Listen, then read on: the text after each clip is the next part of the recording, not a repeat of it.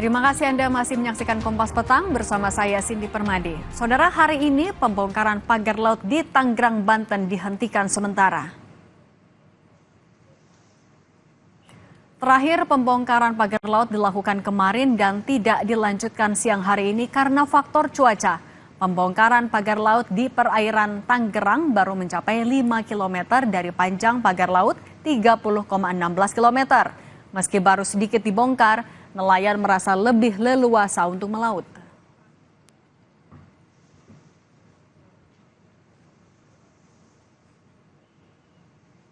Pencabutan pagar laut di Tangerang, Banten masih dilakukan di sejumlah titik, salah satunya Tanjung Kait. Seperti apa dampak pencabutan pagar laut yang dirasakan oleh nelayan? Berikut liputan jurnalis Kompas TV Claudia Carla dan Roy Ilman dari Tangerang, Banten. Pencabutan pagar laut di kawasan Tangerang telah memasuki hari keempat. Nah, salah satu titik yang menjadi sasaran dari pencabutan pagar laut tersebut adalah dari Tanjung Kait ini yang ada di belakang saya. Nah, saya akan berbincang dengan salah satu nelayan terkait dengan adanya pagar laut di daerah Tanjung Kait ini dan apa yang menjadi kendalanya dari adanya pagar tersebut terhadap aktivitas nelayan. Selamat siang, Bapak. Dengan Bapak siapa? Pak Udin. Pak Udin, Bapak Udin ini sudah berprofesi sebagai nelayan selama berapa lama, Pak? Selama 3 tahun. Selama 3 tahun. Ini tentang pencabutan dari pagar laut ini yang ada di Tanjung Kait, Bapak kemarin sempat juga ikut mencabut juga pagar laut ini atau gimana? Ya sempat ngikut juga sih pagar laut. Oke, untuk pencabutannya itu ini bukan Pak, bambu-bambunya mungkin Ya, bisa ini, diperlihatkan? Ya ini bambu-bambunya ini. Oke, ini dimulai dicabut dari kapan Pak yang Bapak ikut bantu? Hari Sabtu kemarin. Hari Sabtu kemarin. Mungkin bisa diceritakan Pak, kesulitannya nih mencabut pagar bambu dari pagar laut yang ada di Tanjung Kait ini seperti apa sih Pak? Ya kesulitannya kedalamannya lebih dari 50 cm sih Bu, 70 cm. Memakan waktu 2 menit atau 3 menit. Terus memerlukannya bukan seorang 2 orang. Sampai 3 orang satu bambu. 2 menit sampai 3 menit untuk satu bambu ya. Dan kemarin yang berhasil dicabut kira-kira jaraknya berapa meter mungkin Pak? Dari sisi pantai sampai tengah gitu. Ya 1 kilo Bu. Pasca udah dicabutnya nih Pak pagar laut di daerah Tanjung Kait yang mungkin masih sebagian ya, masih nanti akan dilanjutkan kembali. Apa sih kemudian dampaknya nih bagi aktivitas Bapak dalam melaut? Ya dampaknya jadi udah nggak ada gangguan tentang pagar laut. Jadi udah langsung aja mau jalan kemana kayak enak aja, nggak seperti kayak dulu luas. Begitu setelah dipagar ya terasa sempit lah nelayan jalannya.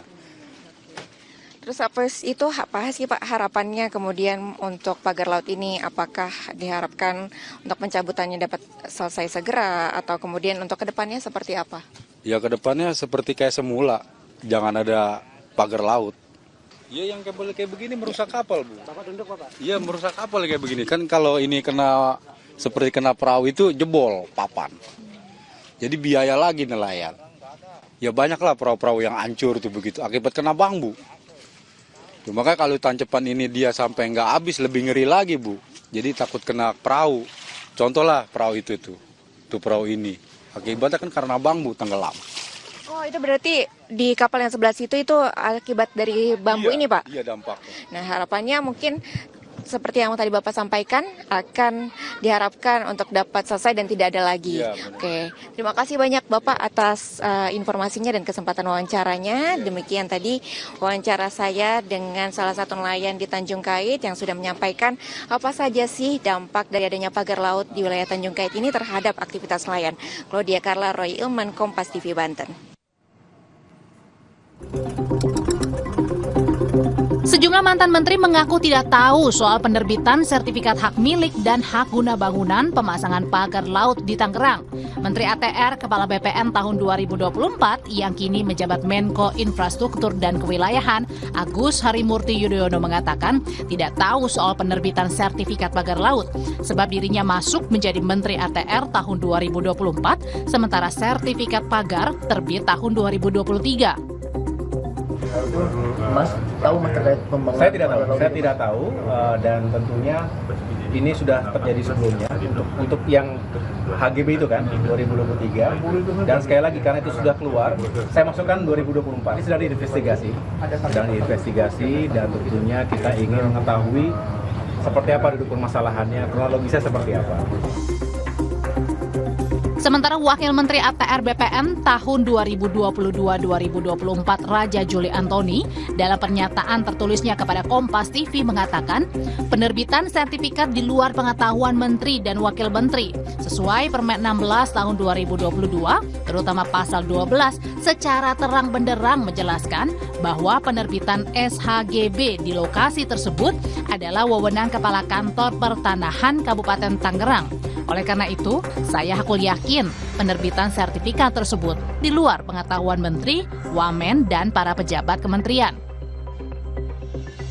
Sementara itu, Presiden ke-7 Republik Indonesia, Joko Widodo menanggapi soal pagar laut di wilayah Kabupaten Tangerang yang disebut AHY sertifikatnya dikeluarkan tahun 2023 atau pada saat Jokowi masih menjabat sebagai Presiden. Jokowi bilang, silakan menelusuri proses legal pemberian sertifikat di atas lokasi pagar laut, mulai dari tingkat kelurahan hingga kementerian. Ya, yang paling penting itu proses legalnya. Prosedur legalnya dilalui atau tidak. Betul atau enggak betul. Itu kan proses dari kelurahan, proses ke kecamatan, proses di kantor BPN kabupaten. Kalau untuk SHM-nya, kalau untuk SHGB-nya juga di kementerian, dicek aja apakah proses legalnya, prosedur legalnya semuanya dilalui dengan baik atau tidak. Dan itu juga tidak hanya di Tangerang, di Bekasi, juga ada di Jawa Timur dan di tempat lain. Saya kira yang paling penting cek itu, investigasi itu, ya. Soal sengkarut dalam mengusut dalang di balik pagar laut, pengajar Jentera Institut Bivitri Susanti mengungkap tidaklah susah mencari dalang di balik penerbitan sertifikat sehingga pagar laut bisa dipasang. Yang menjadi penghalang pengungkapan adalah adanya unsur politik dan potensi korupsi. Property rights-nya kan yang mengeluarkan pasti ATR BPN. Di satu sisi, tapi yang kedua memang ada Kementerian Kelautan dan Perikanan, karena ini sudah ada di wilayah laut. Gitu. Jadi sebenarnya bahwa HGB-nya sudah keluar, dari situ saja sudah bisa dilacak bahwa ada masalah dalam penerbitan sertifikat itu. Kalau menurut saya, secara teknis sebenarnya memang tidak sulit. Jadi saya setuju dengan Pak Slamet. Yang jadi soal bukan di tingkatan teknis, tapi di tingkatan politik dan potensi-potensi korupsi yang mungkin saja ada di situ. Menteri Agraria dan Tata Ruang Nusron Wahid saat meninjau langsung area lokasi pagar laut yang memiliki sertifikat hak guna bangunan dan sertifikat hak milik di Desa Kohot, Tangerang, Banten, kembali memastikan adanya pelanggaran dan telah mencabut setidaknya 50 sertifikat di kawasan pagar laut ilegal Tangerang. Tim Liputan, Kompas TV.